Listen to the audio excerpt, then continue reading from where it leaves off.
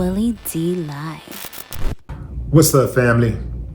Diddy is staring down the possible loss of his multi-million-dollar empire as federal prosecutors pursue asset forfeiture tied to sweeping criminal allegations that could cost him both his freedom and fortune. The embattled hip-hop mogul's estimated net worth has reportedly plummeted from $1 billion in 2022 to roughly $400 million in 2025, a steep decline fueled by mounting legal expenses, settlements, and the collapse of key business relationships, including his lucrative deal with Diageo, the parent company of Ciroc Vodka. CNN's Laura Coates report that Diddy is battling both legal jeopardy and financial risk, with the government potentially moving to seize his assets.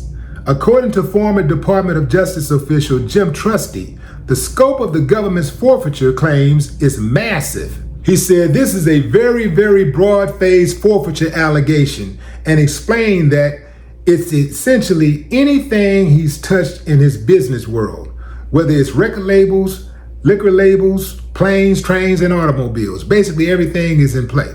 That means everything from Bad Boy Records to his real estate, luxury cars, and private jets could be up for grabs also. To push back, Diddy has retained Stefan Casella, a former DOJ forfeiture expert, to challenge the government's approach to seizing as many of his holdings as possible. Federal prosecutors allege Diddy ran a criminal operation that spanned more than a decade, accusing him of using his companies to orchestrate sexual abuse, forced labor, bribery, arson, and obstruction of justice from 2008 to 2024. The indictment claims he coerced women into drug-fueled sex parties with male sex workers, referred to as freak-offs, and then intimidated them into silence. Diddy has pleaded not guilty and denies all allegations, maintaining that the sexual encounters were all consensual. And check this out, family. The government doesn't even have to prove that any of his assets were tied to criminal activity. Damn, how they do that? I mean, they can just come in and take anybody's stuff. Just take your stuff at any time. Something just seems illegal about that. You mean to tell me I can have a mansion over here and a yacht, a private jet that I used, that I bought with a check I received from a company I do business with? And because I'm being accused of something totally unrelated to those businesses, you can take my stuff? Those forfeiture claims are a big hustle. They do it at the airports.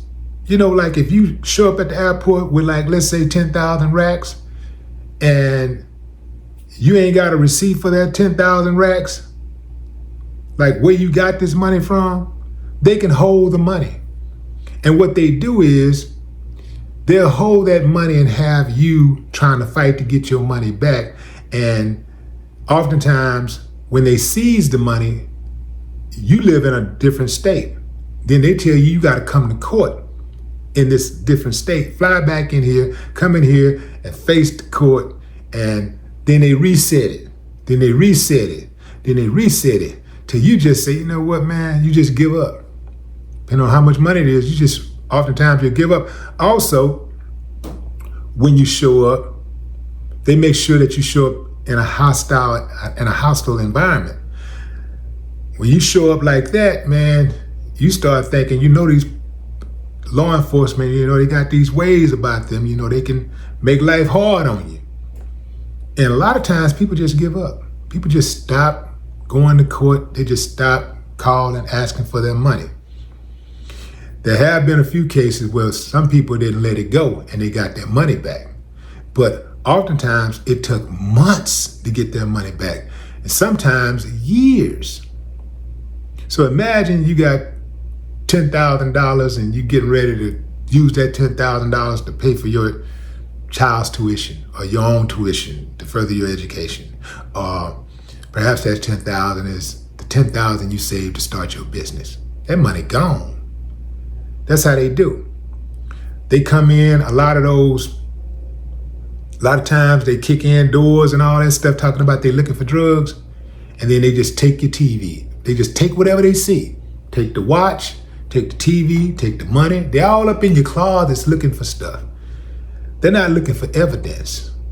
They're looking for merchandise so that they can take it. You know, you've seen the videos of cops stealing people's stuff, going inside of people's homes and looking in the closets, taking whatever they want, going all in the drawers, taking what they want. That's a hustle. That's a hustle. And they really got it bad. If you find yourself on one of these roads out here on the open road, they pull you over. Remember, you probably not even in the state. You're probably traveling through a state that you're not even from or where you don't even live. So what's the chances of you coming back to face these people if they steal your $500 you have on you? You got $500. You get pulled over in Texas. You live in Georgia. What's the chances of you coming back and getting that $500? And they bank on that. Yeah. Those forfeiture laws, man, they're really, really broad. And even when they have a certain limit, there's a certain limitation, they oftentimes cross those boundaries. They break the law to get what they want. Steal your money. Steal your merchandise. Yeah, they'll steal. They will steal from you. So this sounds to me really suspicious, talking about taking this man. They know damn well that man ain't made all that money, hundreds of millions of dollars in no criminal enterprise, you know. But they are going for it. They are going for it. And a lot of people are saying that's the play all along. That was the play from Jump Street, to take his money. That was the play from Jump Street. I don't believe that, man. Not our government, man. Our government don't rock like that, man. It's the United States of America. Even if somebody did something like that, a politician would step in. One of our duly elected politicians would step in. Even if they're not a fan of Diddy's, they would step in just to do the right thing. Just to show the American people that we are a nation of laws and everybody gotta respect the law, even those who work in law enforcement. I know there's a politician out there that would do that. You can't tell me that there isn't one that would do it. Why should he have to hire lawyers to prove, not to prove, but to make sure that the government don't take things that are not associated, that they know that is not associated with criminal activity. Like there's no doubt whatsoever that that house was bought with clean money.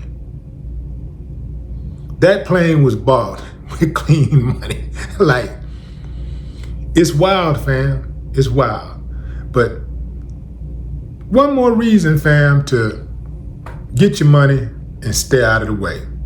Because if you're doing something, anything slick, you open yourself up. And once you open yourself up, ain't no telling where that road is going to lead to.